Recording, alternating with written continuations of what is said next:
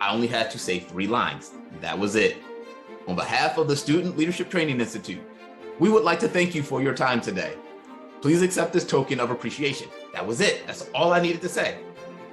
But the day comes, I get up, I shake the keynote speaker's hand, and I just say, on behalf of, I completely go blank.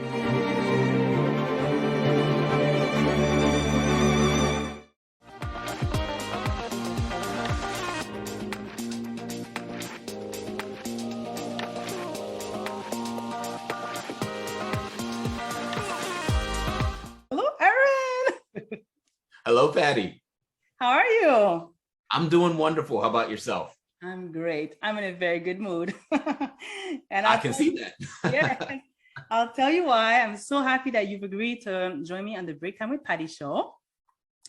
And my dear friend at home or wherever you are, as you already know, I've been conducting interviews of Toastmasters champions and motivational speakers with 3 intentions: to share tools with the 77% of individuals who suffer from the fear of public speaking, to spread a message of love, kindness, and positivity, and to encourage victims of abuse to find their voice and use it. And let me tell you why Aaron is here today. As I had just finished interviewing Ramona J. Smith, world champion speaker, in 2018, a little while back. So before we ended the meeting, she leaned in and she goes, "Patricia, you have to interview Aaron Beverly." So, yes, I was going to get to him, but the way she told me, I said, you know what, I'll take her word for it. And here we are, he said yes. So who is Aaron? Aaron Beverly is the 2019 World Champion of Public Speaking. Woo! He is also a 2019 Moth StorySLAM champion. Aaron is not just a world champion speaker, he is also a world champion trainer. He has been featured in top corporate firms and organizations as a keynote speaker. He even tailors messages to connect with the younger crowds. He's cool like that. I wouldn't go that far. I'm gonna go that far. You can be humble, it's good. And humility is good.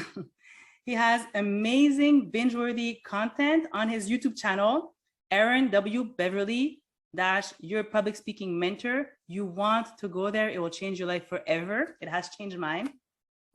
He is also a senior consultant and project manager specializing in operating model transformation and emerging technology adoption. And finally, he is a fierce believer in the power of storytelling and public speaking. Whew. All right, let's jump right in. I've talked enough. Aaron, I would like to travel back in time to get a fuller picture of who you are. Can you tell us a little bit more about yourself when you were a boy, a teenager, and a young adult, please? Absolutely. I grew up in a single parent household. My mother raised me and my sister all by herself. She was really a person who instilled in me a love of education and learning and wanting to learn more. She was a college professor. So it's funny, she was one of the first public speakers that I really got to experience, just watching her teach her students in her classrooms. But growing up, I was a very shy kid. I'm even a shy person today, even though some people will be surprised to learn that I'm very shy, I'm very introverted. But back when I was younger, it was 10 times what it is today. I did not want to be in the spotlight. I did not want to stand up in front of a crowd. If I could just be in the background in the shadows, that would be the perfect situation for me. But having a mother who is, I wouldn't say, she's definitely not shy. Let's just say that. My mother is anything but shy. She will tell you what she is thinking. She will be boisterous about it if she wants to be. So she would want me to be in these situations, and I didn't want to do it. I remember one of my first bouts with public speaking was when I was about 7 years old. And my mom, she's driving us to church one day and she says, I had this great idea. I'm going to have my son stand up in front of the entire church congregation and read a passage from the Bible. And now when I learn of this, I'm thinking to myself, this woman must be crazy. But obviously you can't tell her that, because growing up in households like ours, that could lead to some trouble. Let's just say that. So I had to decide, am I more afraid of public speaking, or am I more afraid of facing an angry mother, AKA death? So I chose to speak. And I remember being up there in front of that crowd. I remember my body was shaking uncontrollably. It was the first time I had ever experienced this. And I'm thinking to myself, why is my body moving by itself like this? But it was because of the nerves. It was because of the fear of public speaking. That was my first encounter with fearing public speaking. Then we fast forward and I go into middle school. I'm about to graduate, and the valedictorian has to give a speech at the graduation. And I think to myself, hey, that's a great idea, because, hey, I'm not the valedictorian. I'm not the top of my class. I wasn't the second best. I wasn't the third best. I was the fourth best in my class. I thought that I would be safe. But then my teacher, his name was Mr. Zane, he just had this brilliant idea. And he said, hey, we should have speeches from the top 4 students. And that's when you start to learn that life isn't fair. Because here I am sitting at 4th in the class, and yet I still have to give a speech. This shy, introverted person has to give a speech, even though he doesn't want to. But I can't say no to this teacher. I can't say no because my mom is, hey, hell yeah, you should do that. Go, go, go. So I get up in front of that crowd. I would say it was about 200, 300 people in that auditorium that day, the largest crowd that I'd ever spoken to at that time. And again, my body was shaking uncontrollably. My heart is pounding. I literally grabbed onto the lectern and held it in a death grip mostly the entire time. I probably read through that speech faster than anything that I've ever read through in my life. There was zero eye contact. And in fact, there was one point where I mentioned one of my teachers, and just the mention of his name, he started to get applause. And when that happened, I'm just looking at the audience like, why are you clapping? Shut up, stop this, do not prolong this. And then I sit down and I'm just thinking to myself, I hope I never have to do that again. Then we get to high school. I'm not anywhere near valedictorian. I'm nowhere near 4th best in my class. I was not a very good high school student. I'll just say that.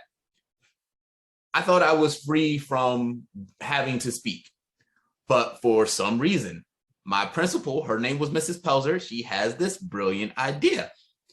And she says that we should teach all of the seniors public speaking. And so I have to go into this class and do public speaking. But the funny thing is, the public speaking course was only supposed to be for half of the year. But something happened where they messed up my classes, and I actually ended up having to take classes with younger classmen for the first half of the year. And then the second half of the year, they realized, oh, wait, we made a mistake. Put Aaron with the seniors. And so I had to take a full year of public speaking where everybody else only had to do half a year. And I thought to myself, I asked my teachers, and I said, hey, I did a lot of this stuff before. Can you just let me pass because I did it before? He said, nope. So I had basically 2 courses worth of public speaking classes, and where others only had to do a half of that. So it was very annoying to me. I'm thinking that public speaking is like that person who really likes you, but you don't like them back, but they can't take the hint. Yeah. That's what public speaking was for me. And it was extremely annoying because when I get to college, I'm in my freshman year, guess what class I have to take? Public speaking. And it was really interesting that I always found myself in these situations where I had to speak. But the problem was I wasn't learning about how to improve or get better. Mm-hmm. I wasn't focusing on what was actually making me dislike public speaking so much. And that's a problem that I think a lot of people have. They don't know what drives them to do something. They don't know what keeps them from doing something. That was the problem that I faced when I got into college. And it was an experience that I had in my sophomore year, but I'll wait until your next question to go deeper into that, where I really learned why I fear public speaking and why and how I needed to get better at it. Yes, you brought us right to my next question. So your life so far is sounding like torture to me. Too much talking, my God. Because I was an extremely shy girl. I was always hidden in the corner, and I made sure not to be in the spotlight. I took the necessary measure to never be selected. I made myself disappear. I had this ability to just disappear into a room, so I would be left alone. So yours, child, was a lot more. I tried that too, but it didn't help that I was one of the tallest in my class, so it was hard for me to hide. Yes. And it sounded like your mama is my mama, Aaron. I gotta say, my mama terrified me. Yeah. So. Yep. So I understand why you chose public speaking over angering your mama. Absolutely. Absolutely. So at this point, okay, so you're clearly able to speak because you've had all those classes, but what was the turning point that made you decide, all right, I need to join Toastmasters? Like, what made you go visit the first time? So it was in my sophomore year of college where I joined this leadership training program. And it was at the graduation of this program where all of the participants had to do something during the graduation ceremony. My task was to give a gift to the keynote speaker and just say a few words of appreciation. I only had to say 3 lines. That was it. On behalf of the Student Leadership Training Institute, we would like to thank you for your time today. Please accept this token of appreciation. That was it. That's all I needed to say. But the day comes, I get up, I shake the keynote speaker's hand, and I just say, on behalf of, I completely go blank. And it was in that moment where you realize how many people are actually in a room, and you realize how many eyes are looking at you.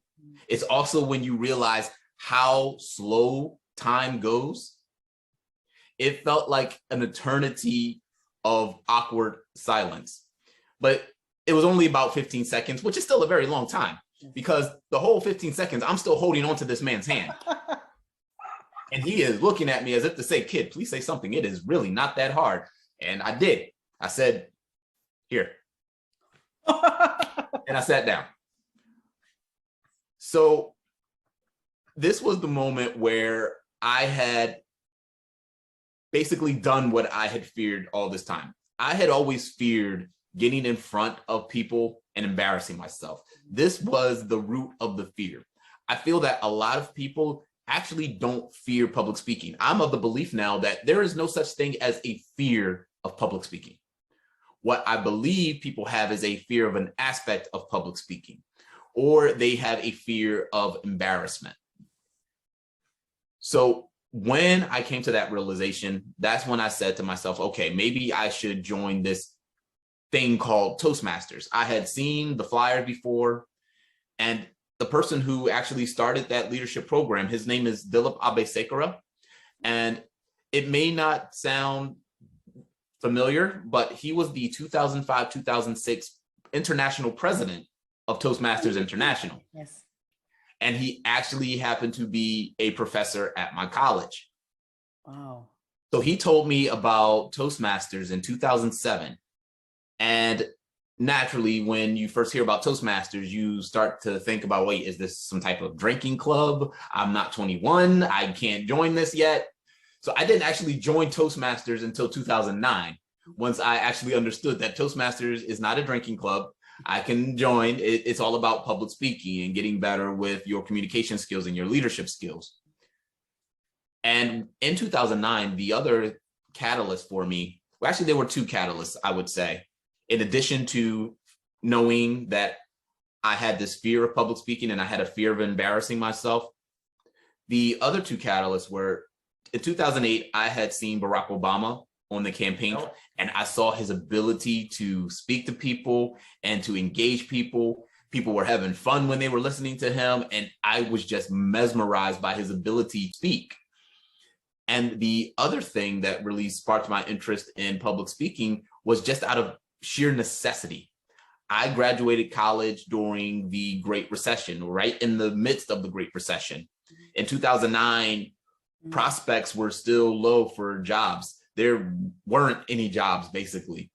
All the prospects that I had or thought I had when I went into college, thinking that I'm going to graduate and then I'm going to find myself a good job and everything's going to fall into place, that ended up not coming to fruition. So in order for me to gain a competitive edge, I needed to learn how to speak better, or I needed to learn how to be better. Public speaking was one of the ways that I thought that I could stand above the crowd. So I joined Toastmasters out of necessity. However, when I joined Toastmasters, I had this thought in the back of my mind, what happens if I embarrass myself again? So I actually started incorporating this novel concept. You've probably heard of it. It's called practice. But I went and practiced and practiced and practiced. I am not lying to you when I say that for my icebreaker speech, I practiced for 24 hours straight. I believe for a 4-minute speech. Yeah. But it was a good speech. I didn't have any ums. I didn't have any filler words. It was well structured. And in fact, after I gave that speech, the Toastmaster of the day, he got up, he looked at me, he looked at the crowd, and he said, "There is a future world champion of public speaking." Wow. Wow. At the icebreaker, that's insane. Yeah. It took me 10 years to make him not a liar, but he called it. Yes, so our friend at home, if you don't know this, the icebreaker is what terrifies everybody that joins Toastmasters. Some people at my club waited 8 months before they gave their first icebreaker. That's how much people panic. You just go and you're just supposed to present yourself basically, but people freak out. So I am so amazed that somebody actually saw the champion quality in you right away. That's like, bravo, Aaron, bravo. Okay, wow. Okay, so I understand. This makes perfect sense now why, and I see the huge value that Toastmasters brought into your life. So now that brings me to, okay, you won second place at the 2016 World Champion with the speech, the 57-word title. Yes. What a beautiful, hilarious, and life-altering experience. I strongly suggest go watch it. You will die of laughter. And just a little parenthesis, like, you know, when it first, I'm not going to give any spoilers. I don't want to ruin it. But when the contest chair started presenting you, I was just sitting there in disbelief. It's like, can that even be done? It was the coolest thing ever. Anyhow, I digress. Aaron, may I ask you what motivated you to start competing? Because now clearly you gave your fancy icebreaker. You probably did a few more speeches on some pathway. What made you decide to start competing then? I had heard about the international speech contest in passing because one of my other professors was competing, and I believe he had made it up to the district level.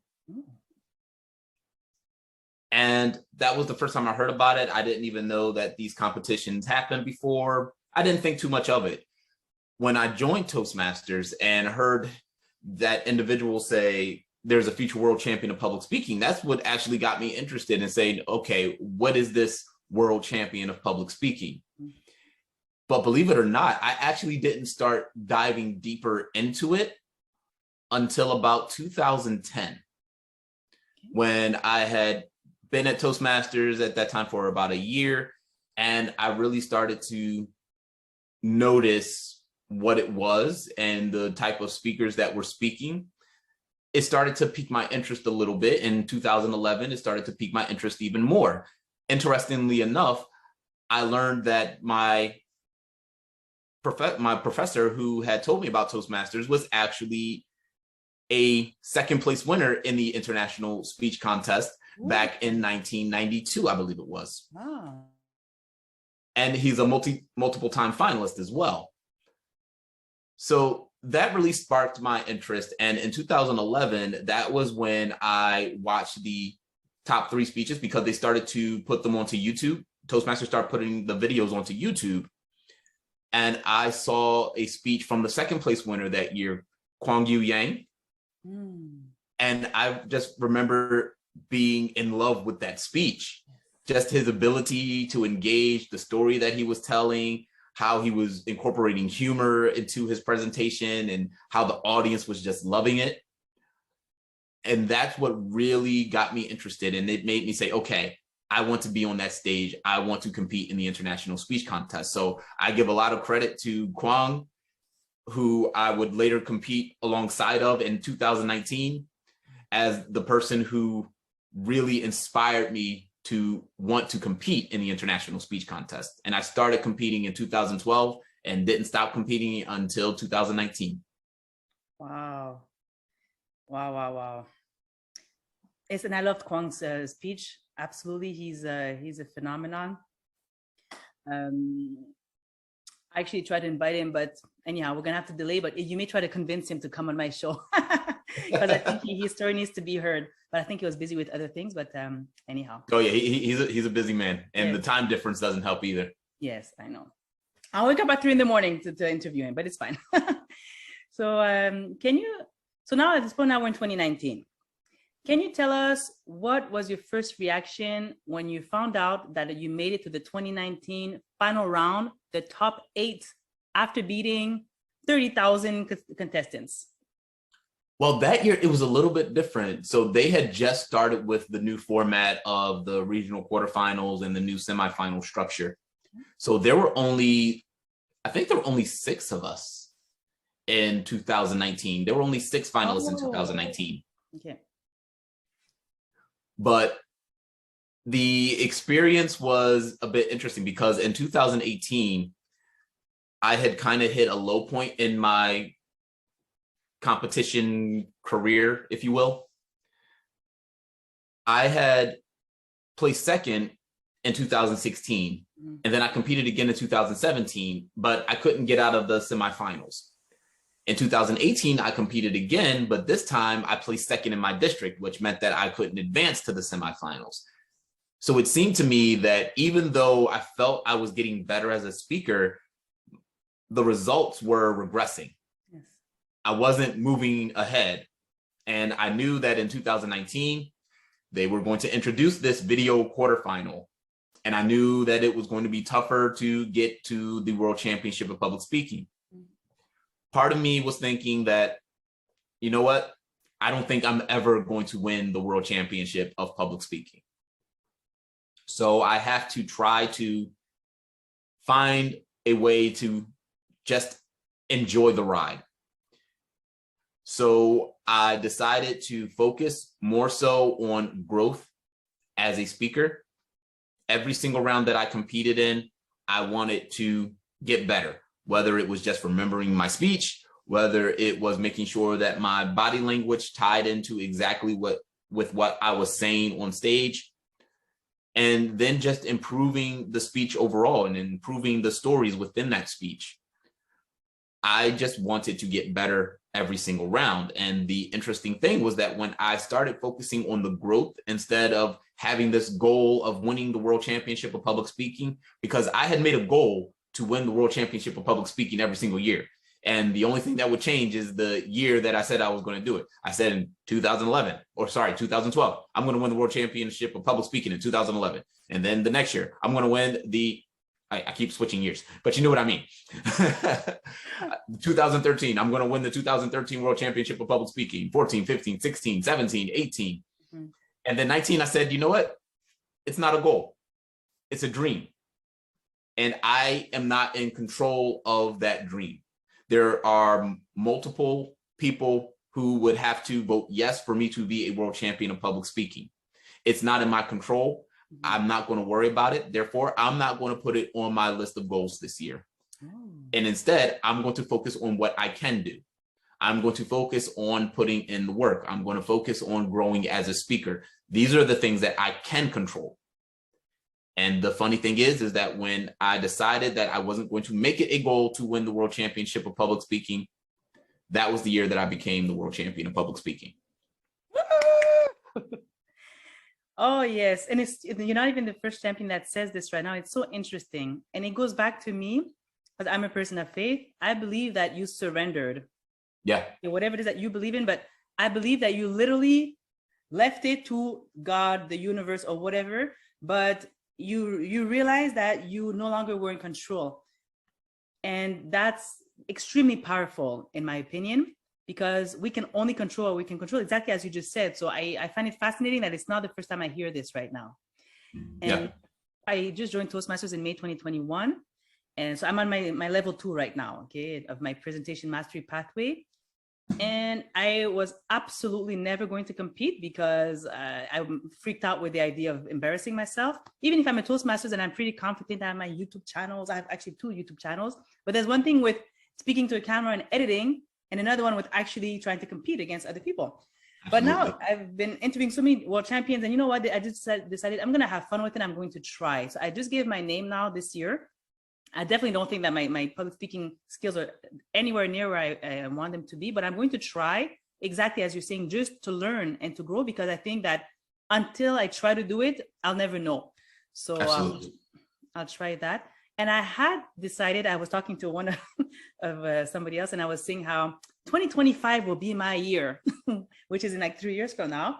But now, because after you just said what you just said, I'm not going to put a year on it. How about that? There you go.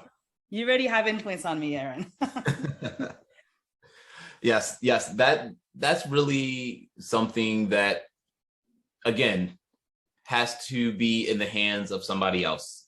It's not going to be in your hands. You're not going to be the decision maker of if you become a champion or not. So you just have to control what you can, control the input goals. So the input goal is to compete. The input goal is to practice. The input goal is to practice your speech at X amount of clubs. A input goal could be to record yourself and listen to the recording.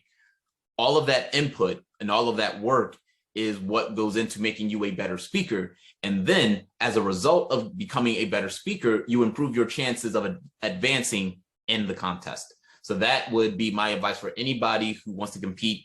Well, first, compete, because I believe that the International Speech Contest is a great extension of the Toastmasters international curriculum.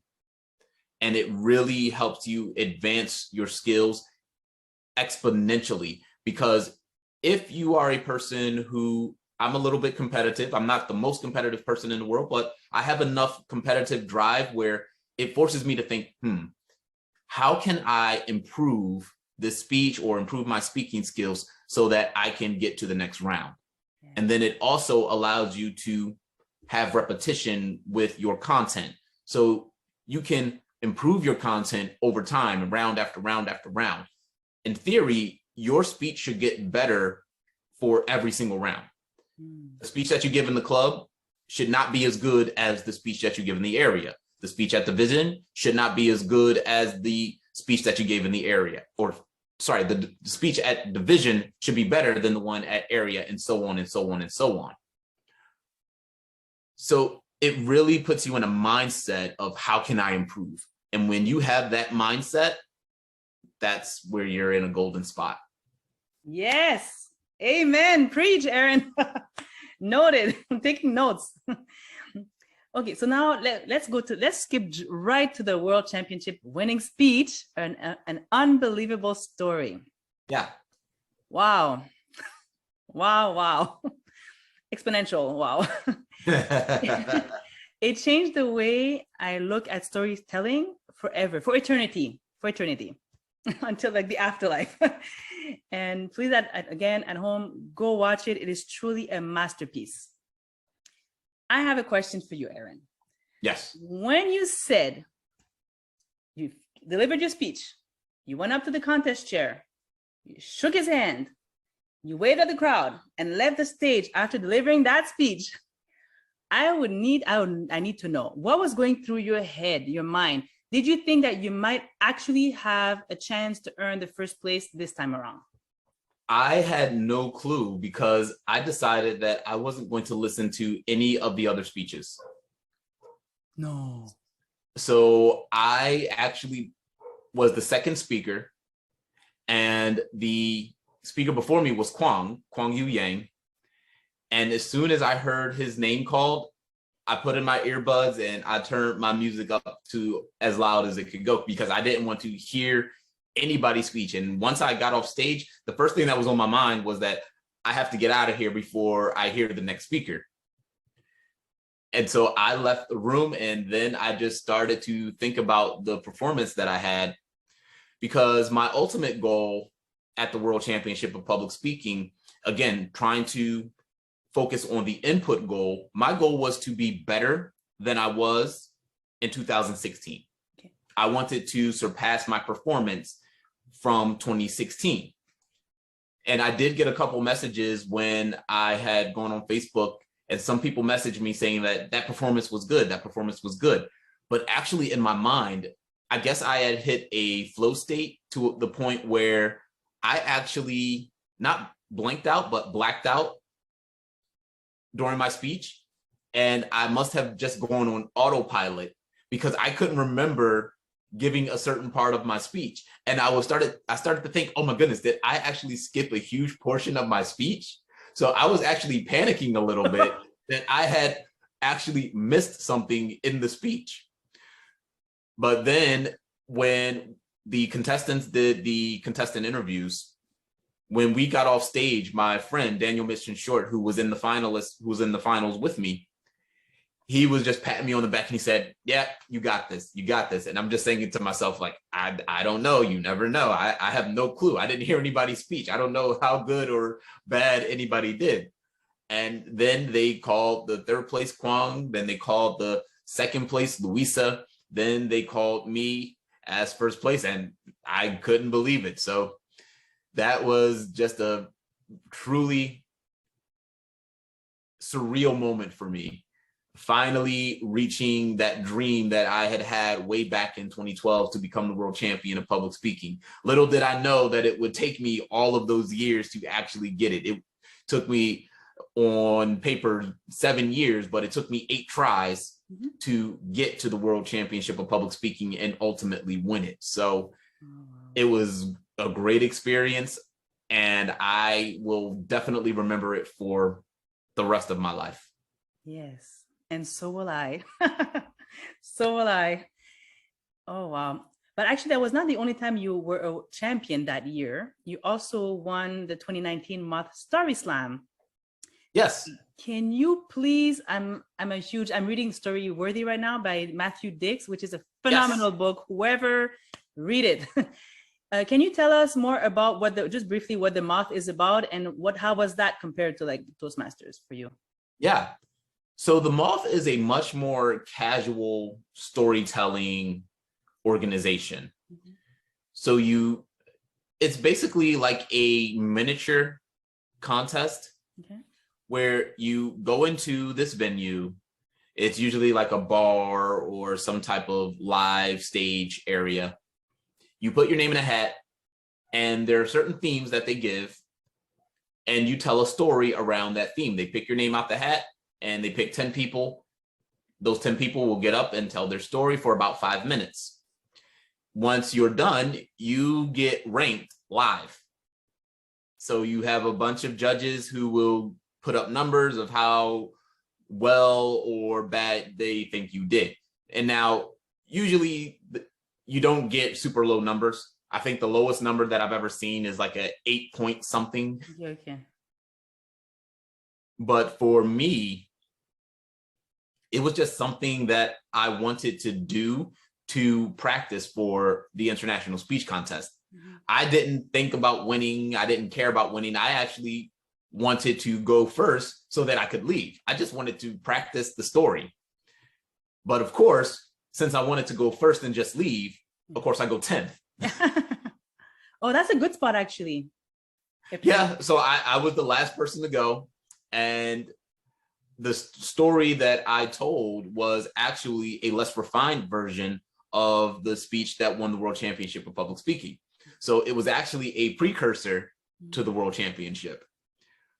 But that was where I had to change my method of delivery just a little bit, because the Moth has a little bit of a different type of feel than a Toastmasters competition. In Toastmasters, it's about the speech and the message. In the Moth, it's really about the story. And a lot of people don't know that difference. So to me, a speech has an explicit message or an explicit moral. You tell people what the moral of the speech is. You tell people what the message is.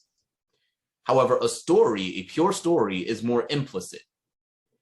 You're more so learning about what the moral is from your own discernment. You're not being told what the point of the story is. You can gather it for yourself, and you experience it through the character's transformation throughout the story. So that's the biggest difference between a speech and a story. So for me, I really had to concentrate on the story. So if you were to listen to that Moth performance, you would listen to it and think, well, wow, he just cut the story at such a weird point. But that's the style of the Moth. It's not a speech where you have to tell people, this is the story, and this is the message behind the story for you to take away. They don't care about that. They're there for entertainment. Yes. Oh, that's awesome. Can that still be found, that performance? It is not published. I don't think they ever published it. Yeah. I could buy it, but I feel weird about buying my own speech. No. Or my own story. Yes, but it sounds cool. Okay. Yes, that sounds fascinating. I love that. Yeah, I just started checking their content. And did you ever consider maybe doing a TED Talk or something like that, or TEDx Talk? Is that something that would interest you? I did consider doing a TED Talk, but I got to a point where I said, you know what? Why do I want to do this? Do I want to do this because I truly have an idea that I want to share with people? Or do I want to do this because I think it could give me good exposure? Okay. And when I started thinking, like, if there was something that I really wanted to share and give, why can't I do it without TED? Yes. Oh. So I kind of put it in the same category as winning the World Championship of Public Speaking. It's a dream, but it's up to somebody else to make that dream a reality. I don't necessarily have control over whether I give a TED Talk or not. Yes. And I know that I could probably do a lot of input goals and put in a bunch of applications and try over and over and over again, but is that really worth the time? And am I doing it for the right reason? Yes, exactly. Yes, absolutely makes perfect sense. Oh, brings me to one of my last questions. What is next for Aaron Beverly? If you don't mind. Well, what's next for Aaron Beverly is really this platform, YouTube. I really want to concentrate on YouTube. I feel that it's a medium that is really good for education. It's how I've learned countless things. And I believe that a lot of the public speaking industry is just rife with people who want to share knowledge, but for a fee. And I believe that public speaking is such an asset. It's such a valuable skill to learn that it shouldn't be hidden behind a paywall. Yes. So I really want to do my best to provide people with quality public speaking educational content so that they can probably be a me from back in 2012, where they want to win the World Championship of Public Speaking, but there's nobody who's willing to push them along and guide them because they don't have a certain amount of money in their bank account. So if they're a person like me and all they need is just a little bit of a nudge and some guidance through the form of video, that's what I want to help them with. And even for people who don't want to compete, but just want to get better at public speaking, I want to provide the resources for you to improve your public speaking skills without having to break your pocketbook or your wallet. I love it so much. Wow. And your YouTube channel really, and you know what I love about your videos? They're short, because there's so much content. There's so much content. Well, that's not the only thing I love, but it's it's true, because who doesn't have 5 minutes for something, 10 minutes for something, right? Everybody has 10 minutes for something. So I love, love, love. It's so helpful. You go there and it's just so refreshing, and your attitude, your humor is just really, it's really worth watching. And I'm new to the whole YouTube world too, and I'm with you with that. It's huge. And people spend hours of their life just watching content, right? So if we can speak to an audience, and I'm a firm believer that even if we have the same message, you're going to have your special Aaron Beverly sauce. I'm going to have my special Patricia Calixte sauce, you know, and everybody comes to us based on what they need. So we're just there to serve, and I love it so much. And I'm happy that you're on there too. And I'm going to keep binge watching your content because there's so much on there. So finally, if someone in the audience would like to know more about you or reach out to you for your coaching services, trainings, or workshop, or for you to deliver a keynote address, what is the best way to reach you outside of YouTube? Yes. So you can reach out to me via email. My email is aaron@speakandbu.com. My website, aaronwbeverly.com. Currently experiencing some technical difficulties, but it will be up and running again very soon. But the other way is YouTube. I am a person who believes that if you comment on somebody's video, you should get a response. I don't have millions of followers, so I can get to your comments. It may take me a day or two, but I will eventually get to it. So you can reach out to me there if you want to get my attention. If you want to email me, you're free to do that as well. Great. Thank you so much. All right. So my main takeaways are the following. Whoever you are, if you're not already a part of a public speaking group and Toastmasters, just go check it out. Go as an observer, see what it, because it will change your life. It has changed Aaron's life. It has changed my life. Go check it out. And if you are part of the Toastmasters world, compete. And it's worth the try. It's what do you have to lose, really? You will just grow. You'll become better. And I like how you said there is no such thing as the fear of public speaking. There's the fear of embarrassment. Very good. And yes, so any parting words or last story you'd like to share with us, Aaron, before we end the meeting? No, I think you summarized it perfectly. Compete. Don't be afraid of public speaking, because there really is no such thing, but you just have to specify what your fear is. And then you can turn that into a small hurdle and jump over it. And it's much easier to jump over a small hurdle than to say you fear public speaking and make it a huge mountain that you cannot possibly jump over. Yes. Oh, and I forgot an important one, because there's the contest going on right now. If you want to be world champion of public speaking, don't do it to become world champion of public speaking. Focus on the message and focus on growth and having fun. Yes, that's a very important. Absolutely. What a pleasure it has been to talk with you, Aaron. Thank you so much. My pleasure. Thanks for having me. Thank you. Thank you for taking the time. And at home or at work, in your car, thank you for watching. I hope you have enjoyed this time with Aaron half as much as I have enjoyed it. And I will leave you with this: the power of your voice can change the world. Find it and use it. See you in the next video.